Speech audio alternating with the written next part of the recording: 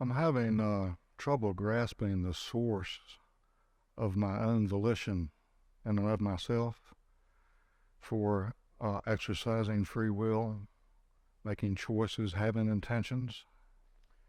So what your question has to do with is the spiritual will. Yes. All right. One's calibrated level of consciousness is actually a consequence of the spiritual will. People were asking me about meditation, and I forgot to mention it. The spiritual will doesn't change from instant to instant. The content of consciousness constantly shifts. But your spiritual will, which is your committed intention, that does not change from moment to moment. Your spiritual will does not shift instant by instant. Choice shifts instant by instant. But your intention, your spiritual will, which is the way you set the rudder, the way you set your course on the compass, that doesn't shift from second to second. You go up a little bit on the wave this way, you go up a little bit of the wave this way, but the compass is already set. So it's your spiritual will, your intention, your commitment.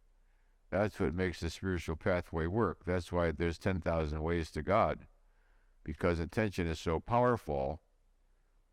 Rotating prayer wheels, burning candles, sitting cross-legged, breathing in funny ways. All of that helps because of the spiritual will.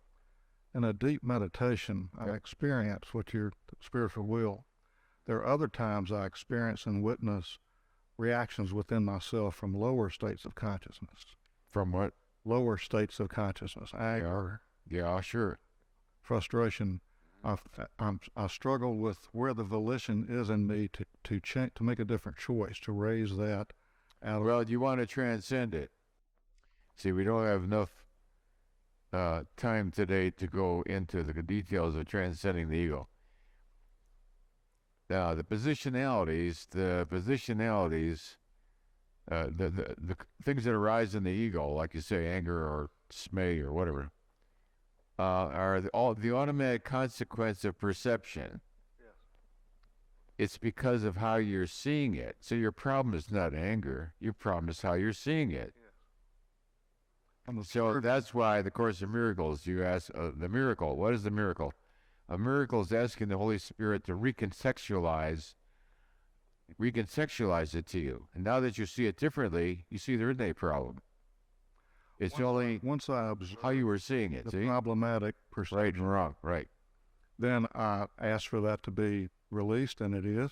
You asked for a transformation you ask the Holy Spirit to replace your perception with truth, which means you want God to, in the form of the Holy Spirit, to recontextualize it so you see it differently. Once you see it differently, there isn't a problem. Yes. So I ask for that. I can't just choose that or have the intention. If you get more sophisticated in your spiritual work, you see that's the problem, and you can begin to do that yourself. But when you hit a blind spot, you say, I don't see why I'm seeing. I just hate this guy, and I don't know. I can't get off it. Yeah. It's because of the way I'm seeing it. So you ask God for help to see it differently. Okay. Thank you.